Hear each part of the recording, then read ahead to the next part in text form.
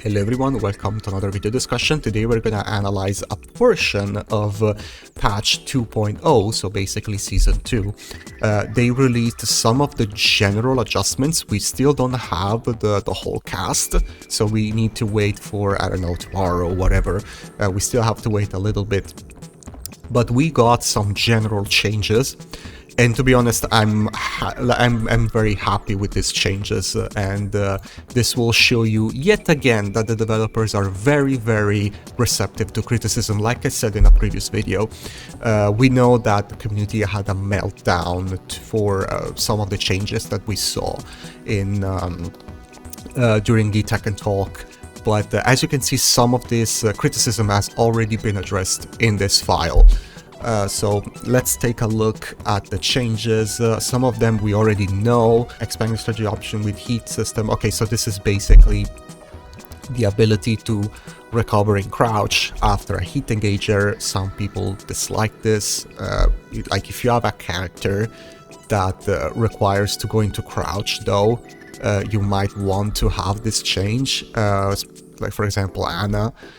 And at the same time, they also said that certain characters, they will not be able to buffer certain attacks, like Yoshi. He won't be able to buffer sword sweep. That move, I think, needs to drastically change, because no matter what you do, I think that move is always stupid, and I think it needs to become maybe faster, remove the unblockable property, make it like Anna's arm sweep. Well, it will launch you.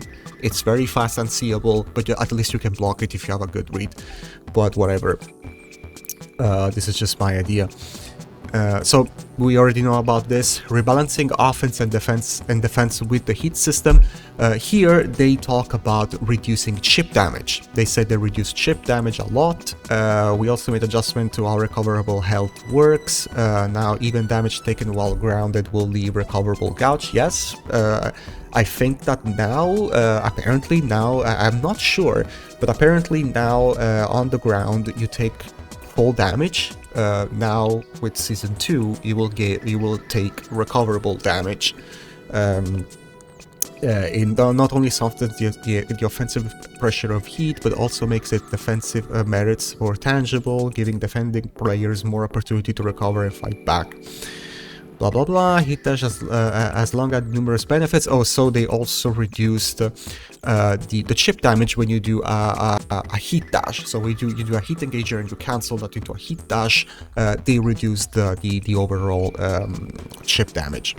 Exceptions include characters like Jack 8, Kuma Panda, and Leo, whose unique stances retain power crush properties under heat engage. Oh, they also removed we already knew about this. They removed the combination of high, safe, heat engaging power crush. Now they're not going to have heat engagers attached to power crushes anymore.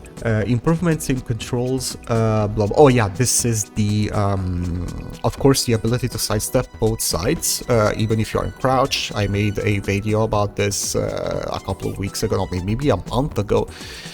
Where I talked about this. Now we will be able to sidestep both sides. I think you will be able to do it regardless of, like they showed, for example, down 2 with Dragunov. If you hit Jin, now Jin is going to be able to sidestep both sides. I hope that even as the Dragunov that doing down 2, I will be able to sidestep both sides if I want to.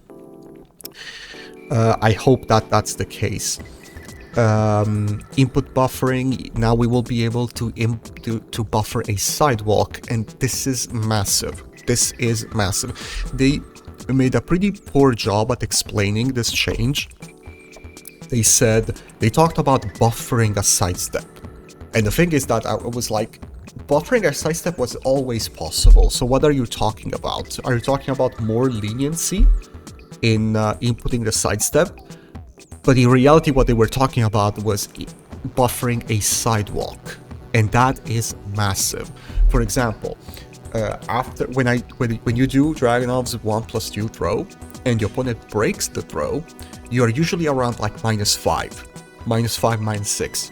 You might want to sidestep in that situation, but sidestepping at -5, -6 in that situation is very difficult. You want a sidewalk in that situation, but you can't just press double tap. You can just double tap. because if you do that, that will reduce your evasion for a brief moment. That will reduce your evasion and you will get clipped. You have to do a single sidestep, and then in between the during the sidestep you have to press again up or down, whatever, to go into a sidewalk. You have to do it with perfect timing. Now you will not need perfect timing anymore. So for example, I don't need to use Power Crush anymore after 1+2. I used Power Crush because sidestepping wasn't really available in that situation. You needed perfect timing. Now you won't need perfect timing anymore. But I'm telling you, this is a big nerf for Dragunov already, because Dragunov benefited a little bit from this problem. After running 2, if you try to sidewalk Dragunov, you will not be able to sidestep stuff like, for example, Back for Free. Back for Free tracks if you try to sidewalk right now. You could still just do you could do like a regular sidestep that also worked. But now that it's not that specific, you could just double tap and get out of Dragunov's pressure.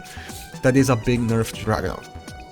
Now you will be able to sidestep basically everything. You will be able to sidestep all of his throws. You will be able to sidestep Back for Free, Back for 2-1, and yeah, basically all Dragunov has now is homing tools and down 2. You know, his lows down to a hatchet kick. That's all he has, and his homings are trash. So I hope this is gonna get addressed in the patch note. I hope, but honestly, don't count on that. But this is what I hope. This is going to be a problem for Dragunov 100%, because he benefited from the fact that you couldn't really buffer a sidewalk. So after running 2, you were forced to do a regular. You needed to be more specific. You could still sidestep all of his offense, but you needed to be a little bit more specific. Then blah blah blah. Activation, excessive strength, heat dash, teams at critical stage, and make adjustment going towards reevaluating aspects that impact the strength of offense, but also focusing on improvements on defense. So here it doesn't really, you know, they saying that they want to do something with heat dash. I guess they want to either scale down the combo damage or remove the combos completely. We'll see. We are talking about this. Like they just they're just mentioning this, you know, but they're not really explaining what they mean. They're still thinking about this. They're still thinking about this change. They wanna reduce the strength of heat dash and heat in general. Which is good, you know. People is complaining a lot about heat, and they are actually trying to address that you know, those complaints. Changes to throw mechanics. Okay, so they're changing throws. This one is amazing. This one is amazing. I never had a chance to talk about this on the channel. I briefly mentioned this during a recent live stream on YouTube. But loosening the input window for throw breaks using 1+2. So what this basically means is that now, if you're like me, that you like to press 1+2 instead of using a bind to break 1+2 throws, now there's gonna be more leniency in inputting the 1+2. So this means that if you press the 1 before the 2, the game will still register that as a 1+2. So there's going to be more leniency in when you press 2 inputs at the same time for breaking throws in this case. And this is amazing. This is amazing for everyone that likes to use, doesn't like to use binds. And, you know, just like me, you like to use, you like to press 1+2, right? You like to press, or you run arcade stick, you like to press 1+2 like this. Your middle finger is usually longer than your index finger, so there is a good chance you might press the 2 button before the 1 button, and that can create scenarios where you screw up the break because you press the 2 before the 1. Now this is gonna be, they're gonna add more leniency to this, which is amazing. I love this. Increase the recovery for whiffed normal throws, so they increased the recovery on the regular throws. I don't know, I mean, I recently noticed that regular throws are spammed like crazy in lower ranks. They're spammed like crazy, so I guess they're trying to address that, because I don't think anyone that is even you know, somewhat decent player will have any problem whatsoever with normal throws. I mean, they're super easy to break and they're generic, so I think this is to address the throw spam on lower ranks, I think, because I never heard anyone complaining about regular throws. Usually it's command throws, but not 1+3 or 2+4 throws. Considering that throws are often ineffective against opponents that can react and break them upon the snare, additional benefits are being provided to the player attempting the throw. So yes, they're saying because throws are breakable on reaction, we're gonna add some benefits, but in reality they already said they're gonna remove all these benefits. When a throw break is successfully performed, the thrower will recover 1 point of recoverable health. This is something that I didn't mention in the Tekken talk. When a throw break is successfully performed, player that was grabbed will receive 5 points of recoverable health damage. But this is they already said here. After the initial announcement, the developer of the team received feedback from players and reconsidered one of the proposed adjustments. So they basically said that it was concluded that imposing a disadvantage on the defender for executing a successful throw break would be excessive, as throw breaking is a high skill mechanic that reflects a player practice and proficiency. So basically they already said that they're going to introduce this for Season 2. But at the same time, they're gonna remove it in a later patch. It will be applied. As such, the following spec will be scrapped in an upcoming patch. So basically, they already said the chip damage when you break a throw, it's going. It's not gonna be a thing. We're gonna have it when Season 2 drops. I think they can't remove that from the patch, but later on it's gonna get addressed. So they are already readjusting this patch a little bit, taking into account criticism. And again, this is amazing. This really shows you that they are way more receptive to criticism than before. Like in Tekken 7, yeah, it was much harder to change their minds to a specific change that we didn't like.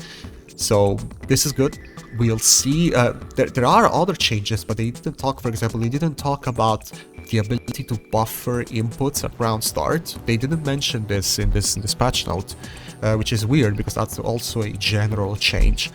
But also another important thing is that they also introduced the ability for certain characters to use their low hit smash hit smash out of a stance without consuming the whole heat bar. So that's also another thing. I guess that's not a universal mechanic. If you want to do that for a character that you think is very weak, as a way to buff the character, could be fine, as long as it's not universal.